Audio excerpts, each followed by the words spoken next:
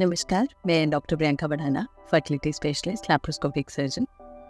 आज हम बात करेंगे मेंस्ट्रुअल हाइजीन के बारे में, जिसको आप अपनी जीवन शैली में लाके आप अपनी फर्टिलिटी रेट भी इम्प्रूव कर सकते हैं और जिसके कारण से होने वाली प्रेगनेंसी में कॉम्प्लिकेशन रेट भी कम कर सकते हैं।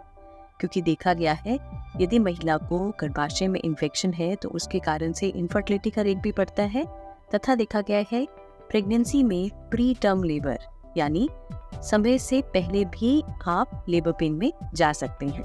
यदि आप इन सब चीज़ों का ध्यान दें तो आप अपनी योनि में होने वाले इन्फेक्शन को कम या फिर अवॉइड कर सकते हैं। हम इससे आज भी ज़्यादा महिलाएं पीरियड से जुड़ी कई बातों से अनजान हैं, जबकि कुछ महिलाओं को इस विषय पर बात करने में असहजता भी महसूस होती है, जिसके कारण मासिक धर्म में स्वच्छता की ओर ध्यान नहीं दिया जाता। लेकिन यदि स्वच्छता की ओर ध्यान नहीं दिया जाएगा, इसके कारण से बहुत सारी समस्याएं उत्पन्न हो सकती हैं। आज स्वच्छ तरीके से रहने के लिए sanitary napkin, tampon, menstrual cup के कई तरीके हैं, लेकिन देखा गया है भारत में ज्यादातर अनमैरिड लड़कियां सैनिटरी नैपकिन का इस्तेमाल करना पसंद करती हैं। यदि आप टैम्पून का इस्तेमाल करने का निर्णय लेते हैं, याद रखें आपको ऐसा ही टैम्पून को चुनना चाहिए जिससे ब्लड फ्लो को एब्जॉर्ब करने का दर सबसे अच्छा हो। मेंस्ट्रुएशन या मासिक धर्म के समय नियमित रूप से पैड को बदलिए, क्योंकि महीने के समय बहने वाला खून देखा गया है शरीर के बाहर प्राकृतिक जीवों से दूषित हो जाता है, जिसके कारण से इन्फेक्शन होने का रिस्क रहता है।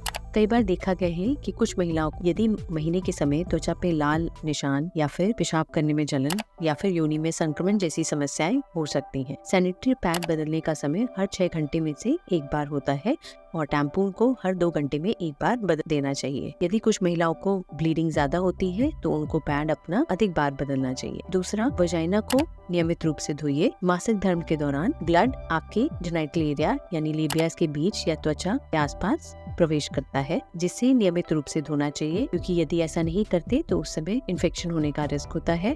और नियमित रूप से धोने से बुरी गंध को दूर किया जा सकता है।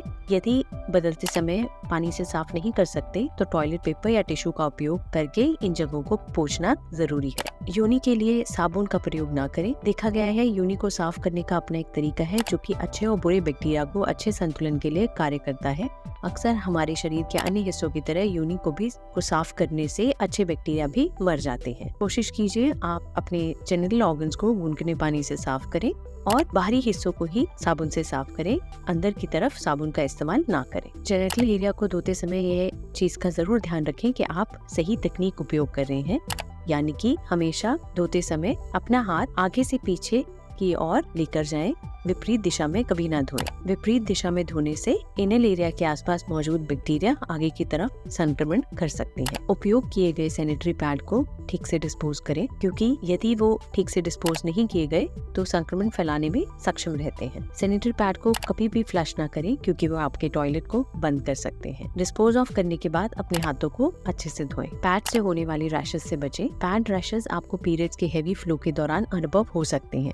यह आमतौर पे तब होते हैं जब लंबे समय तक पैड गीला रहता है और जिसके कारण से आपके ग्रोइन एरिया में लाल कण के निशान हो सकते हैं, इचिंग हो सकती है, जलन हो सकती है। यह होने से रोकने के लिए पीरियड्स के दौरान सूखा रखने की कोशिश करें और अपने पैड को नियमित रूप से बदलते रहें और सूखा रखें। स्नान के बाद और बिस्तर पे जाने से पहले एंटीसेप्टिक ऑइंटमेंट का उपयोग करें। यदि ये ठीक नहीं होते तो अपने चिकित्सक से मिलिए। एक समय पे एक ही सैनिटरी पैड का उपयोग करें। कुछ महिलाएं अधिक बहाव के दिनों में 2 सैनिटरी पैड या एक टैम्पून या सैनिटरी पैड या कपड़ों के साथ साथ सैनिटरी पैड का उपयोग करती हैं। बार बार पैड को बदलने की परेशानी से राहत के लिए अच्छा तरीका यही होगा कि नियमित रूप से पैड को बदलिए। यदि किसी महिला को महीने के समय बहुत ज्यादा फ्लो हो रहा है तो हो सकता है उनको कोई गर्भाशय की तकलीफ हो। इसके लिए अपनी महिला विशेषज्ञ को दिखाइए। पीरियड्स के समय स्नान जरूर करिए, क्योंकि शरीर यदि साफ होता है तो आपके मासिक धर्म में होने वाली ऐंठन, पीठ का दर्द दूर करने में, गर्म पानी से नहाने में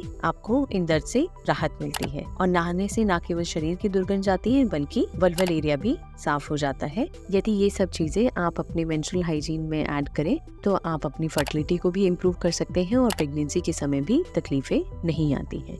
यदि इस वीडियो को लाइक करते हैं तो चैनल को सब्सक्राइब करें।